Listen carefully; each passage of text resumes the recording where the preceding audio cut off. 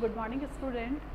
Today we will discuss again economics chapter 2 sectors of the Indian economy. In previous lecture we saw historical changes in three sectors. Three sectors के historical changes देखे थे हमने.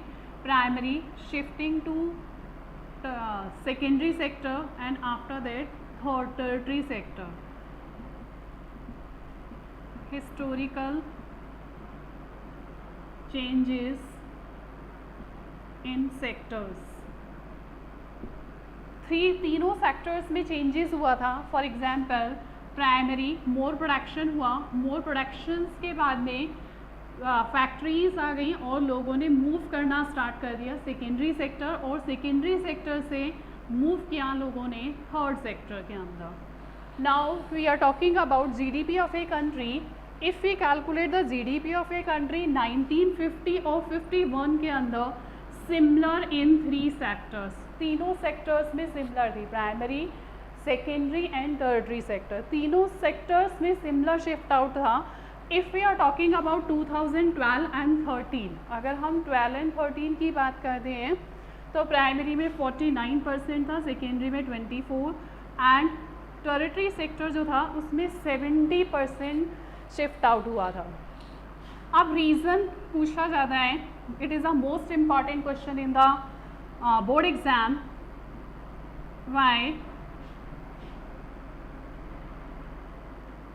why tertiary sector rising most important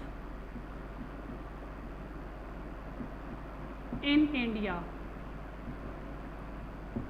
It is a most important board question कि if we compare in the primary, secondary and tertiary sector, service sector, तो which sector is improving more? More improving कौन सा sector कर रहा था?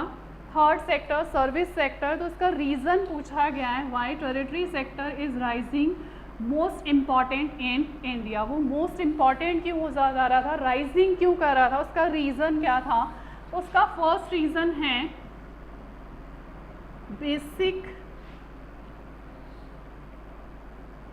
Basic services. First reason था कि basic services की नीड्स की डिमांड बढ़ गई थी. फॉर एग्जांपल लोगों ने प्राइवेट स्कूल्स ऑफर करना, प्राइवेट स्कूल्स में स्टडी करवाना स्टार्ट कर दिया अपने बच्चों को.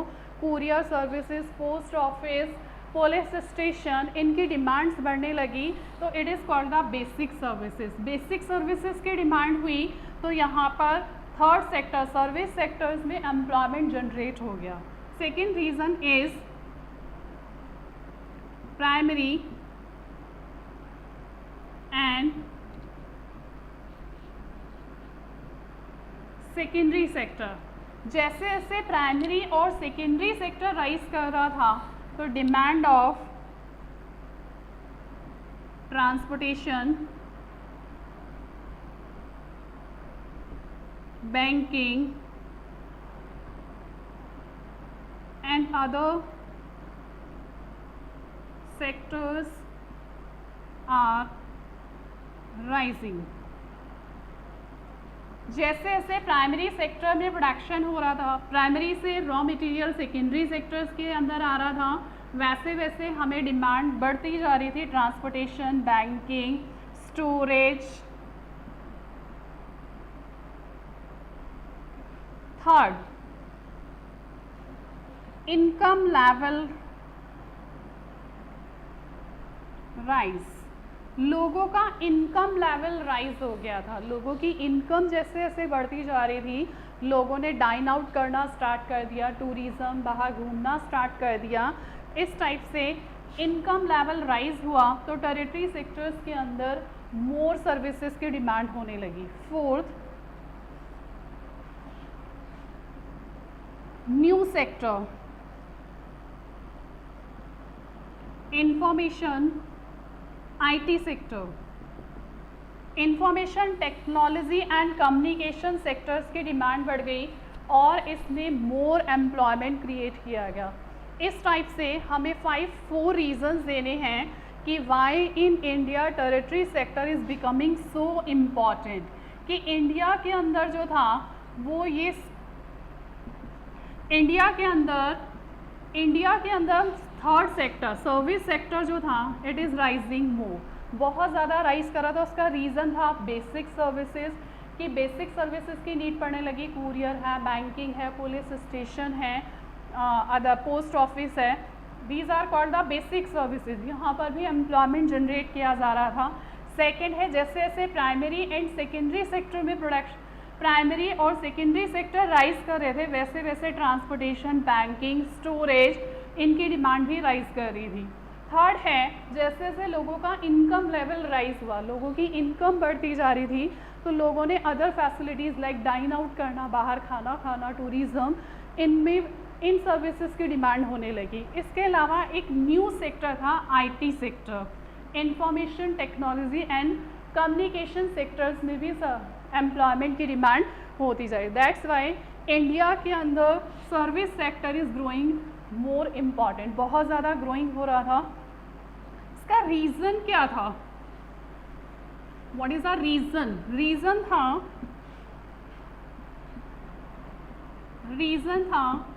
in this sector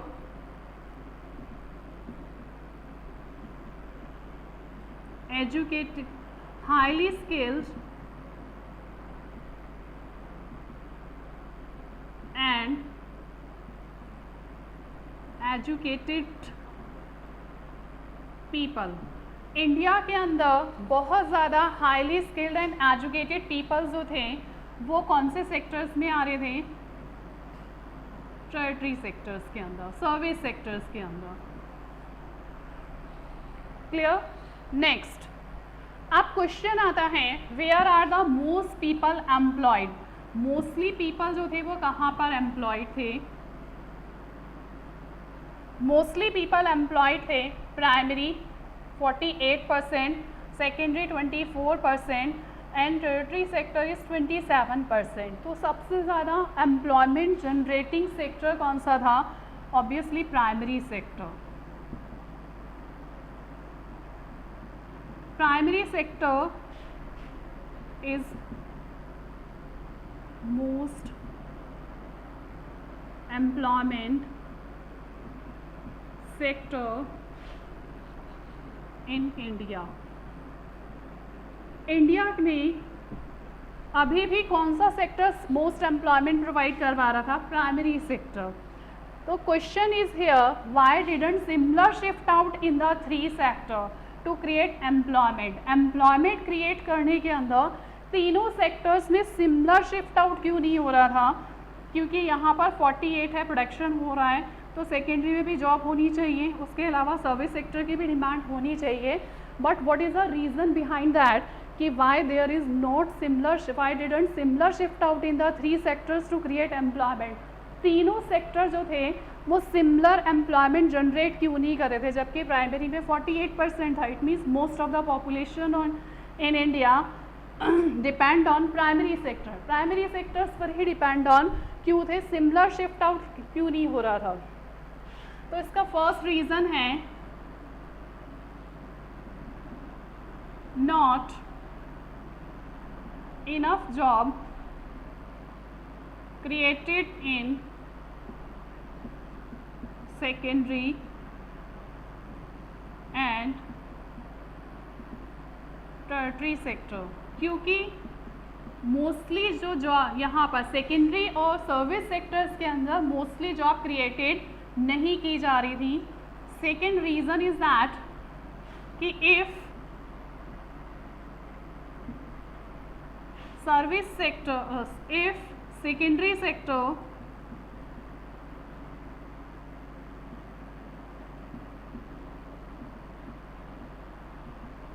rise production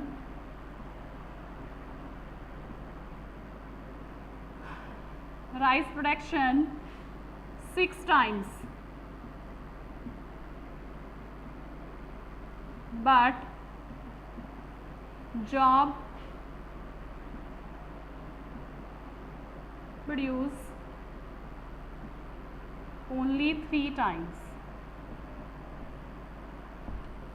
second reason is that कि अगर सेकेंडरी सेक्टर्स के अंदर प्रोडक्शन 6 टाइम्स हो रहा था लेकिन जॉब जो गिवन प्रोड्यूस की जा रही थी वो ओनली 3 टाइम्स थी। मतलब अगर प्रोडक्शन ज़्यादा हो रहा था लेकिन जॉब अभी भी कम क्रिएट की जा रही थी। Third reason,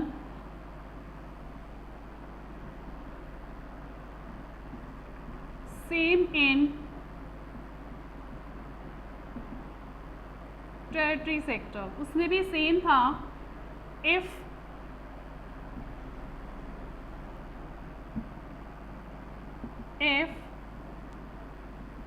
service sector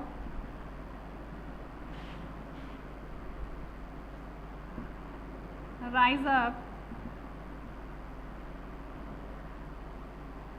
14 times,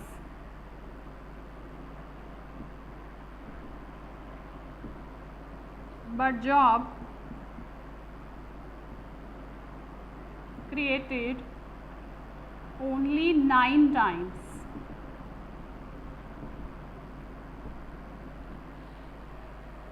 Why there is not similar shift out in 3 sectors to create employment, कि तीनों सेक्टर्स में सिमिलर शिफ्ट आउट क्यों नहीं हो रहा था? सबसे ज़्यादा पॉपुलेशन इंडिया की किस पर थी?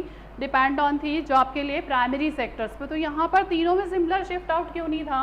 Because not enough job created in secondary and territory sector, क्योंकि उन दोनों सेक्टर्स में जॉब क्रिएटेड नहीं हो रही थी।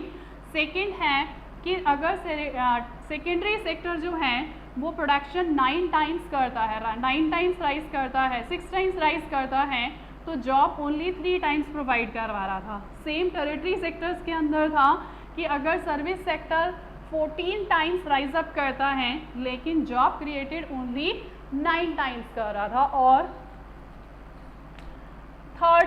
Fourth reason, service sector only provide job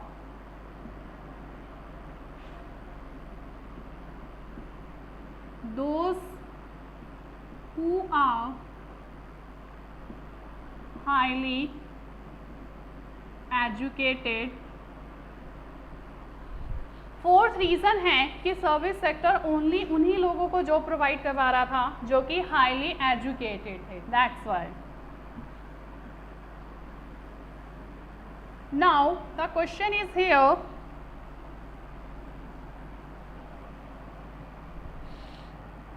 service sector provide two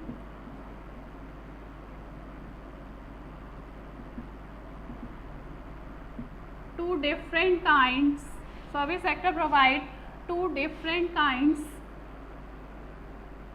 job, which first service sector provide 2 different kinds people job। Service sector 2 अलग अलग लोगों को जॉब प्रोवाइड करवाता है। First is highly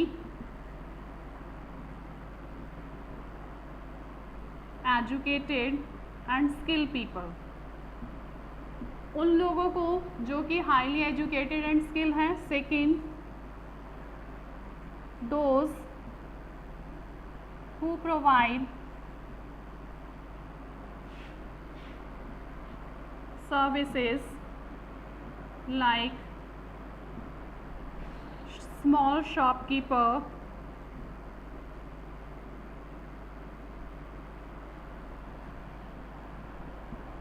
street vendors,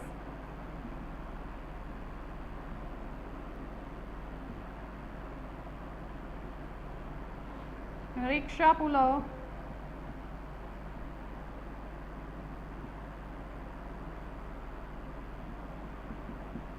it means कि service sector जो है वो 2 अलग अलग लोगों को जॉब प्रोवाइड करवाता है। एक तो होते हैं जो हाईली एजुकेटेड एंड स्किल हैं। सेकंड, वो लोग जो कि सर्विसेज प्रोवाइड करवाते हैं, एग्जाम्पल के लिए small shopkeeper, street vendors, rickshaw puller etcetera. अब now what is the result? क्या रिजल्ट आया इन तीनों का? हमने देखा जीडीपी देखा, एम्प्लॉयमेंट देखा, अगर जीडीपी देखते हैं तो जीडीपी में 1950 और 51 में सिमिलर शिफ्ट आउट था, सिमिलर शिफ्ट था। अगर 2012 एंड 13 का देखते हैं तो सर्विस सेक्टर इज राइजिंग। कौन सा सेक्टर राइज कर रहा था? Service sector. If we are talking about the employment, तो एम्प्लॉयमेंट में हमने देखा in India half of the population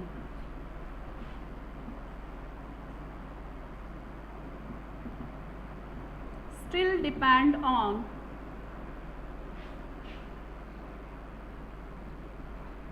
primary sector. ये डिफरेंस है कि अगर हम जीडीपी की बात करते हैं तो सबसे पहले जीडीपी की बात करते हैं तो 50-51 के अंदर सिमिलर शिफ्ट आउट था, कोई शिफ्ट नहीं था। प्राइमरी, सेकेंडरी एंड टेरिटरी तीनों सेक्टर्स इक्वल ग्रोइंग कर रहे थे। If you are talking about the 2012 तो वहाँ पर सर्विस सेक्टर जो था वो बहुत ज़्यादा राइजिंग कर रहा था। उसके 4 रीजंस मैंने बताए हैं। उसके बाद अगर हम एम्प्लॉयमेंट की बात करते हैं तो हमने एम्प्लॉयमेंट में देखा कि 50% half of the population India की अभी भी किस पर डिपेंड ऑन है? प्राइमरी सेक्टर्स में। Why there is not similar shift out? Similar shift out क्यों नहीं हुआ है उसका रीज़न भी बताया है कि अगर एक तो इनफ जॉब क्रिएटेड नहीं किए जा रहे हैं प्राइमरी एंड सेकेंडरी सेक्टर में। सेकेंड रीज़न है कि अगर सेकेंडरी सेक्टर जो है वो प्रोडक्शन 6 टाइम्स करता है तो जॉब 3 टाइम्स दे रहा है। अगर सर्विस सेक्टर जो है वो 14 टाइम्स प्रोडक्शन राइज अप करता है तो जॉब ओनली 9 टाइम्स प्रोवाइड करवाते हैं। अब what is the result of that? Result क्या आएगा? अनएम्प्लॉयमेंट। अब इसका रिजल्ट क्या निकला कि अनएम्प्लॉयमेंट है इंडिया के अंदर।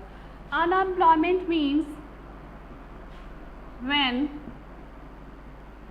more than require person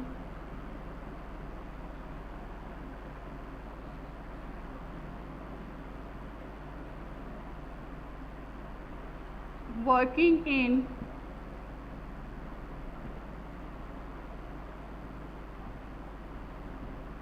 same field। अगर एक ही फील्ड के अंदर more than require person, it means कि अगर 5% की रिक्वायरमेंट है, 5% की रिक्वायरमेंट है बट वर्किंग कितने कर रहे हैं? 8%। वर्किंग कितने हैं? 8%, जबकि हमें रिक्वायर कितने हैं? ओनली 5%। तो मोर देन रिक्वायर पर्सन यहाँ पर वर्क करें किसी फील्ड के अंदर तो it is called the This situation is called unemployment। For example, यहाँ पर एक एग्जाम्पल लेते हैं। Lakshmi has 1 hectare land. Lakshmi के पास 1 हेक्टेयर लैंड थी और उसके all family members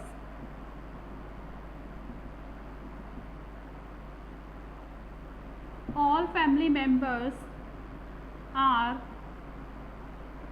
engaged in field. All family members means 5 family members. उसके 5 फैमिली मेंबर्स जो हैं वो उसी फील्ड में वर्क कर रहे हैं। It means all persons are seem to be working but not fully employed। Her person कुछ ना कुछ काम कर रहा है बट कोई भी fully employed नहीं है। This situation is called unemployment या disguised unemployment।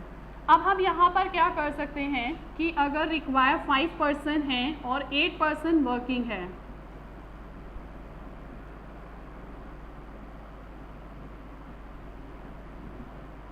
अगर हम यहाँ से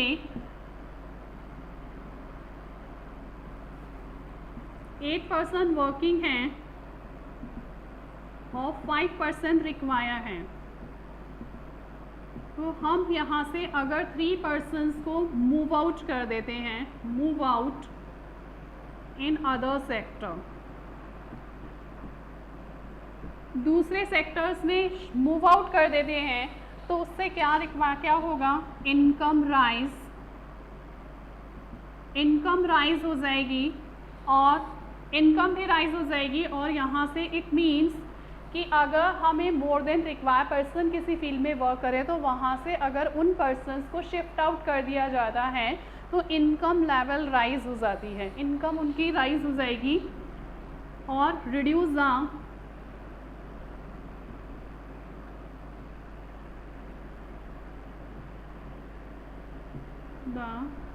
अनएम्प्लॉयमेंट। इस तरह से हम अनएम्प्लॉयमेंट को क्या कर सकते हैं, रिड्यूस कर सकते हैं, अगर मोर देन रिक्वायर पर्सन को शिफ्ट आउट कर दिया जाता है अदर सेक्टर्स के अंदर।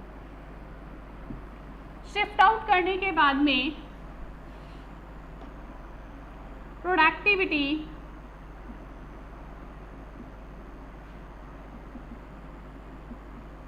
is not affected. After shift out,